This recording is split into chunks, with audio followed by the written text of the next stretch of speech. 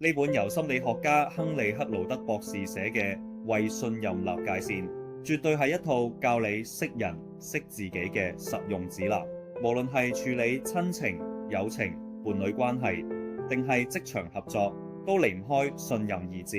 但好多時，我哋都會因為好容易信任人而受到傷害，又或者因為過度防備而錯過真心值得信任嘅人。書入面最激心嘅就係擊破咗只管相信我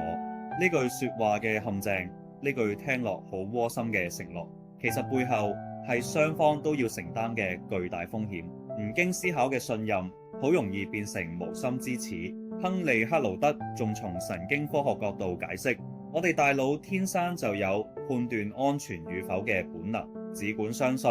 根本違背生理結構。與其盲目信任，不如學識有界線咁信任。全書結構好清晰，分做5大部分，由信任驅動人生嘅基礎概念，到拆解信任嘅5大關鍵，理解動機、能力、品格、過往表現，再教你操練信任力，修復破裂嘅信任。最後仲講點樣可以避免重蹈覆轍，當中最實用嘅係修復信任嘅6個步驟，從走出傷痛、放下憤怒，到判斷和解嘅可能，尋找改變證據，每一步都有具體指引，唔係空泛嘅道理。值得一提嘅係，本書仲得到多位重量級人物推薦，無論係教會牧師定係管理顧問，都認同呢本書嘅實用性。響華人文化處境中，注重家庭同人際經營嘅朋友嚟講，呢本書唔單止教你點樣可以拿捏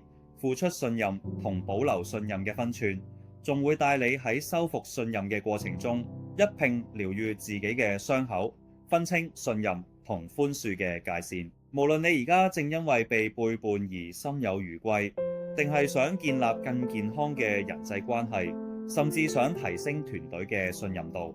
呢本為信任立界線都會俾到你深刻嘅洞見同埋實用嘅工具，教你用智慧嘅方式建立既成熟又安心嘅信任關係。